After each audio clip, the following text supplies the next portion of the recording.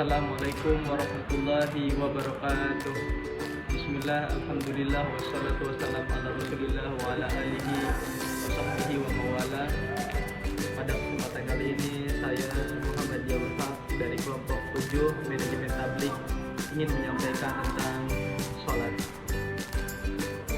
Kalau kita melihat dalam segi bahasa, sholat itu dalam kitab ringan yang sering santri baca ataupun kitab Fathul Qorib disebut dengan ad-du'a secara bahasa, atau af'alun muftatahatun bitakbir wa muhtamatun bitaslim, yang diawali dengan takbir dan diakhiri dengan salam. Ini sholat secara bahasa ataupun secara etimologi dan juga epistemologi.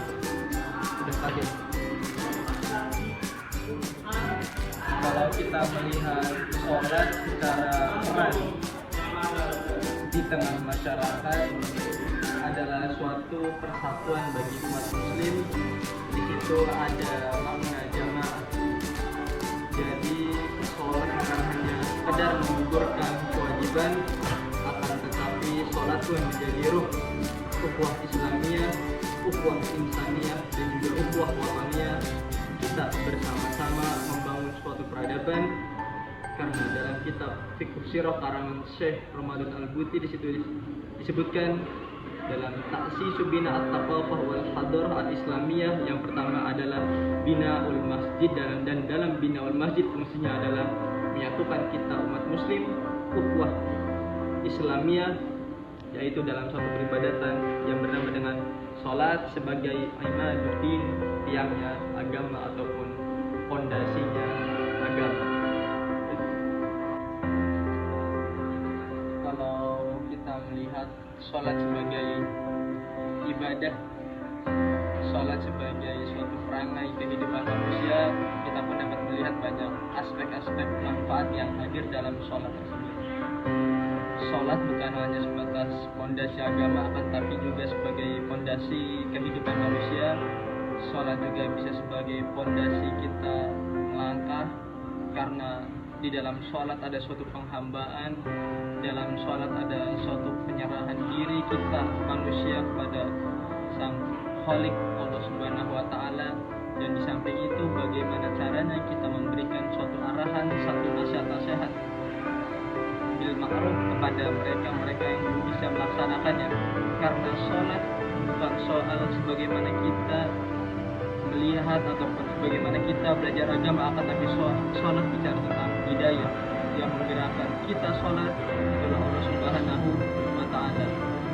Oleh karena itu, sholat, ketika kita bisa melaksanakan sholat, disitulah ada rahmat, disitulah ada kasih sayang, disitu ada tuntunan dari Allah Subhanahu wa Ta'ala kepada kita makhluknya agar menjalani imtithalu awamirillah wajtinabun nawahi, yaitu menjalankan perintah Allah dan menjauhi larangannya. Dalam ayat disebutkan,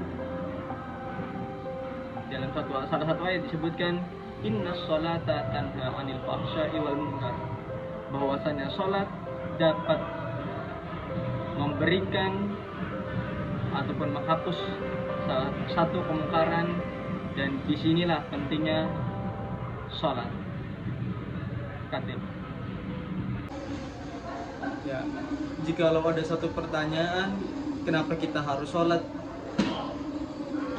Toh, sholat juga tidak merubah kehidupan seseorang. Masih banyak seseorang yang melakukan sholat akan tapi masih melakukan STNJ, yaitu sholat terus maksiat jalan. Kenapa seperti itu? Masih banyak lagi masyarakat yang berpikir, ngapain kita sholat? Toh nggak buat kita kaya dari sholat tersebut. Apa fungsinya sholat kalau begitu?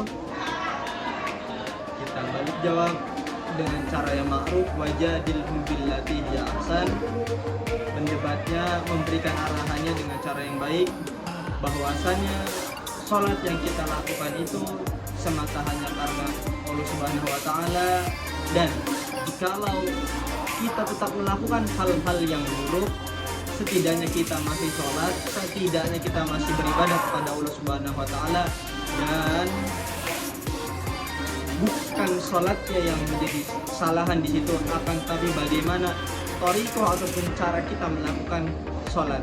Itulah yang diajari oleh para ulama, itulah yang diajari oleh guru-guru kita, bagaimana memberikan suatu arahan, bagaimana memberikan suatu masukan kepada mereka yang sholat akan tetapi masih melakukan hal-hal yang bersifat keburukan ataupun kemungkaran. Dan di sini pun menjadi titik berat, maksudnya ayat inna sholata tanha 'anil fahsya'i wal munkar, di situ disebutkan bahwa sholat itu dapat menghapus kemungkaran, dapat menghilangkan kemungkaran. Dengan cara sholat kita yang baik, kita tetap sholat wajib, kita juga sholat sunnah, dan juga kita sholat taubat dan sholat lainnya. Itulah yang diajarkan oleh para ulama, para kiai, para sepuh, dan juga para dosen termasuk. Terakhir saya ucapkan terima kasih banyak kepada teman-teman komunikasi dan penyiaran Islam atas nama Muhammadiyahul Haq dengan NIM akhir 073. Mengucapkan banyak terima kasih kepada ibu dosen pula, kurang lebihnya mohon maaf. Wa ufawwidu amri ilallah, innallaha